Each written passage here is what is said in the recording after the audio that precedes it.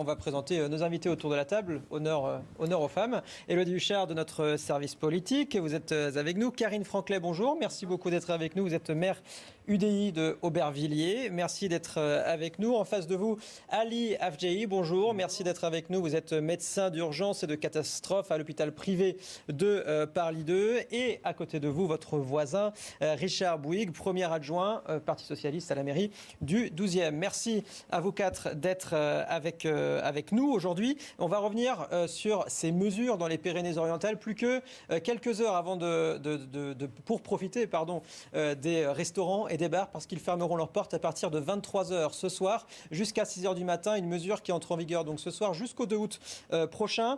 Vous voyez ce reportage sur place signé Alexandre Minguez avec Léa Sulevitch. Hier soir à Argelès, habitants et touristes étaient nombreux à profiter de leur dernière soirée sans avoir à regarder leur montre. L'été, la population y est multipliée par 10, mais à partir d'aujourd'hui, dans les Pyrénées-Orientales, bars, restaurants et établissements de plage doivent désormais fermer à 23h, au moins jusqu'au 2 août. Quand on demandait à un restaurateur de fermer à 23h, eh bien, si on lui avait dit qu'il pouvait rester une demi-heure, 3/4 d'heure de plus, il pouvait faire un second service, ce qui actuellement est totalement impossible. On ne peut pas dire à quelqu'un qui viendra manger à 22h de s'en aller à 23h. On ne peut pas demander à quelqu'un de venir manger à 7h du soir quand il fait 30 degrés, c'est impossible. Cette mesure a été annoncée par la préfecture en raison de l'accélération de l'épidémie de Covid-19 dans le département. En une semaine, le taux d'incidence y est passé de 41,5 à plus de 258 pour 100 000 habitants. Moi je pense que c'est une bonne chose, mais à court terme, parce qu'effectivement les quartiers, les restaurateurs ont énormément souffert. Effectivement, il faut inciter les personnes à se vacciner au maximum pour que cette épidémie se stoppe un peu, quoi.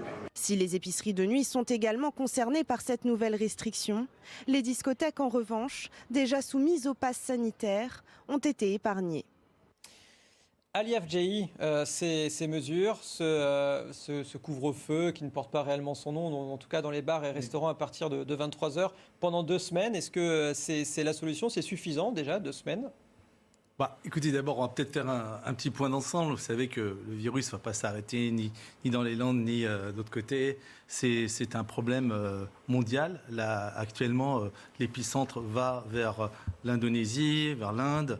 La vaccination globale, et en même temps, c'est ce que je prône depuis déjà longtemps, doit être fait.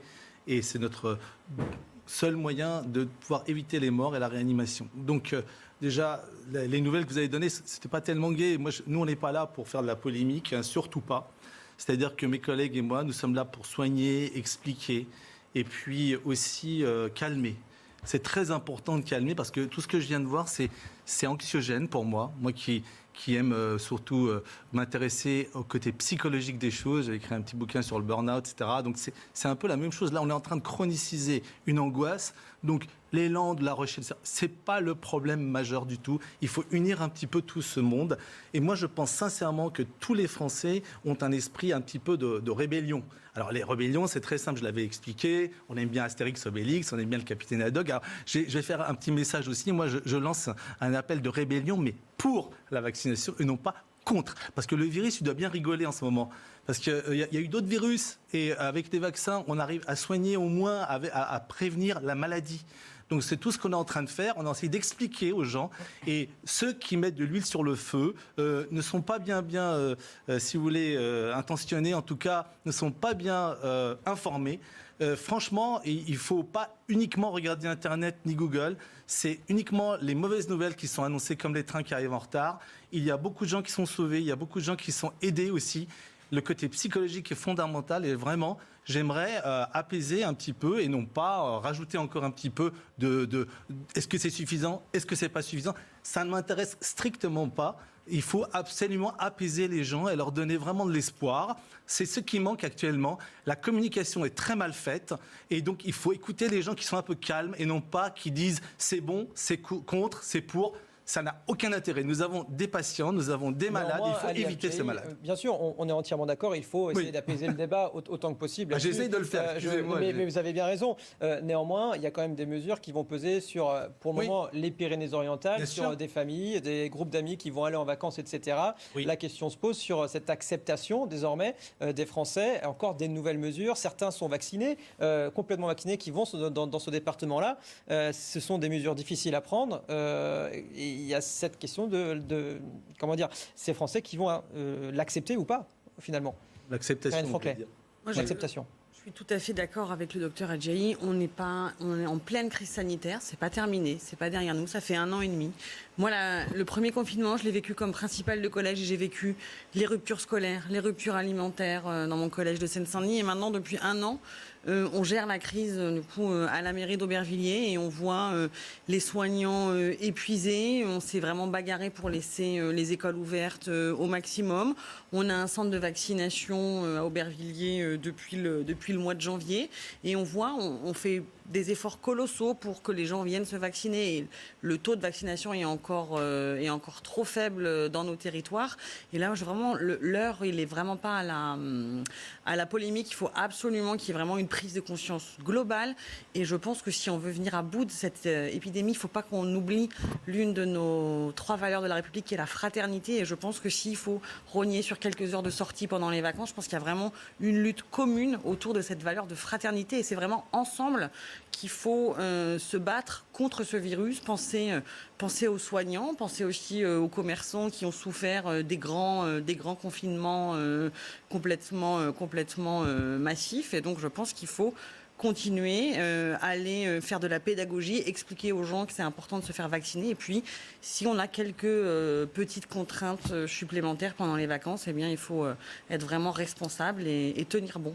Il faut que ces 2 pôles-là, en gros, ne gagnent pas le débat. Le débat doit être sur la raison, doit être sur la conviction, sur l'explication. Et c'est ça, aujourd'hui, qui pourrait manquer à un moment donné dans le discours officiel et qu'il faut que les acteurs de terrain, je pense aux élus, mais je pense aussi aux médecins de proximité, je pense aussi aux infirmières, aux relais, parce que c'est aussi avec eux qu'on réussira à convaincre. Et justement, c'était le sens de ma question suivante que je vous adresse. Ali Afjahi, pardonnez-moi. Il reste encore à peu près 15 à 20% des personnes de plus de 80 ans qui ne sont pas encore vaccinées. A priori, ce ne sont pas des personnes qui habitent dans les grandes agglomérations, c'est des personnes qui habitent en général en région, dans des territoires assez reculés. Il y a là, à ce moment-là, le rôle du médecin généraliste. Comment faire pour aller chercher, entre guillemets, ces personnes-là ? Tout à fait. Moi, je travaille aux urgences. Je travaille aussi une journée aussi où je fais de la médecine de proximité.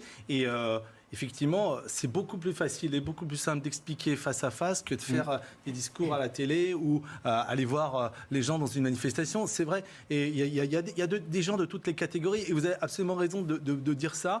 Les médecins généralistes doivent aller maintenant vraiment vers les autres. C'est ce qu'ils font déjà depuis longtemps. Mais on ne nous a pas assez mis l'accent là-dessus. Et je pense que c'est très bien de le dire ici. C'est que nous, tout le tissu sanitaire français est parfaitement apte à pouvoir capter ces gens-là et leur expliquer tranquillement, 1/4 d'heure, 20 minutes, s'il faut un peu plus, pour les convaincre de ce qui se passe. Et dites encore une fois, disons-le aussi, qu'il y a vraiment un décrochage entre les vaccinés, même à une dose, et le taux d'hospitalisation et le taux de mortalité. Ça, c'est une réalité en Angleterre qui est très bien visible. Donc, il faut passer cette information aussi. C'est pas vrai que ça sert à rien.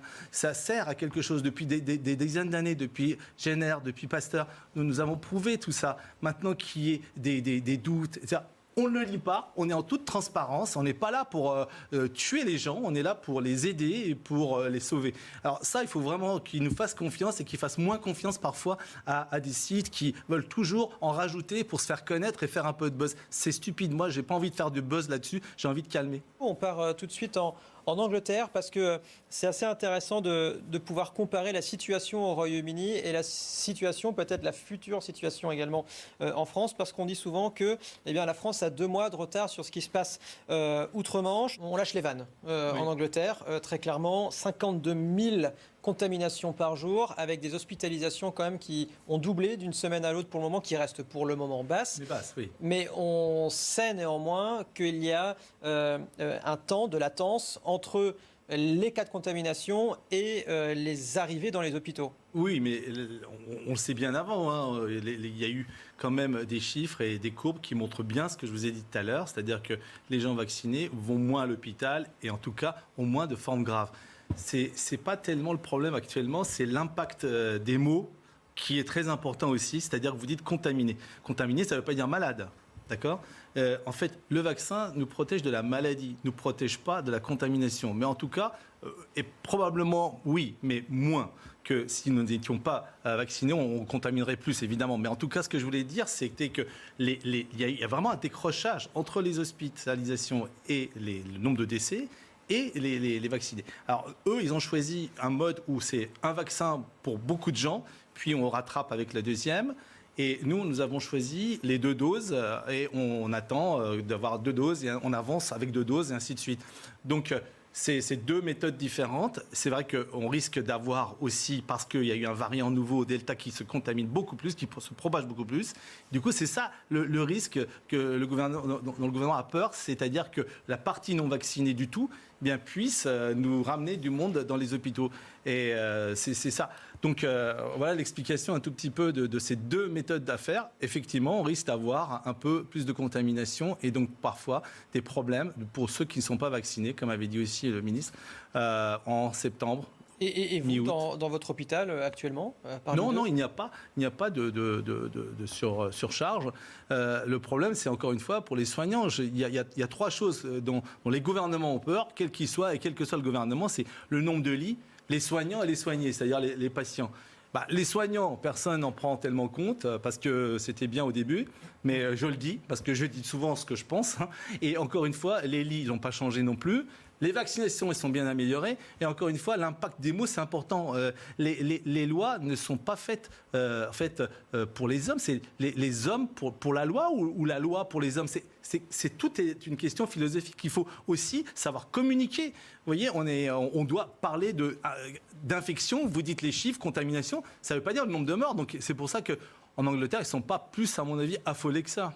Et c'est justement aussi pour ça qu'on vous invite à l'IFJI pour que vous remettiez un petit peu les choses au clair. Là, encore une fois, si on est pour la territorialisation en France, moi je suis pour qu'on soit aussi pour la territorialisation à une échelle européenne.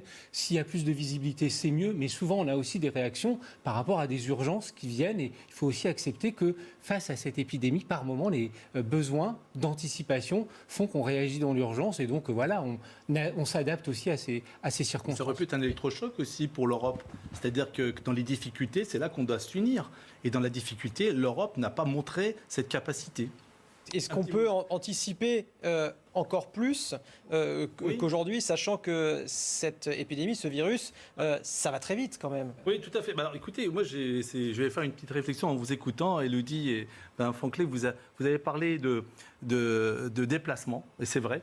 Le virus, il se déplace avec les hommes, déplacement. Et deuxièmement, vous avez parlé tout à l'heure de la prise de conscience. Moi, je travaille beaucoup sur la conscience. Vous voyez, le déplacement et la prise de conscience vont nous sauver. C'est-à-dire comment? Si on ne se déplace pas de la même manière, en ayant des gestes intelligents, je n'ai jamais parlé de gestes barrières, mais de gestes intelligents, pour responsabiliser les gens. Et deuxièmement, une conscience, mais une conscience pas seulement unicentrée sur un pays. Vous voyez bien que vous parlez d'Europe, mais le virus ne s'arrêtera pas en Europe. Il vient d'ailleurs, il va venir ailleurs, il va faire encore un tour de la planète. C'est ça qu'il faut arrêter. Et le président de l'OMS ne met absolument pas, il devrait mettre tout son poids dans la balance pour pouvoir favoriser l'extension des vaccinations un peu partout dans des pays pauvres, dans des pays qui n'ont pas les moyens, où ils sont démunis politiquement ou de manière sanitaire, pour que nous soyons à peu près en 3 à 6 mois mis en sécurité. Sinon, ça va revenir. C'est ça le principal message, ça va revenir. Et il faut que nos dirigeants qui ne sont pas formés assez bien à la virologie ou à l'infectiologie sachent que ça se développe ainsi. Alors, le côté positif, c'est un jour ou l'autre, le virus aussi s'éteindra physiologiquement, nous l'espérons tous, mais il faut quand même l'aider un petit peu avec la vaccination. Ali FJI, vous avez eu le mot de la fin, je pense qu'on est tous d'accord peut-être autour de la table avec Ali FJI. Merci à vous d'avoir été avec nous autour de la table, merci à vous de nous avoir suivis sur CNews. On se retrouve dans 10 petites minutes sur CNews pour la deuxième partie de La Belle Équipe. A tout de suite.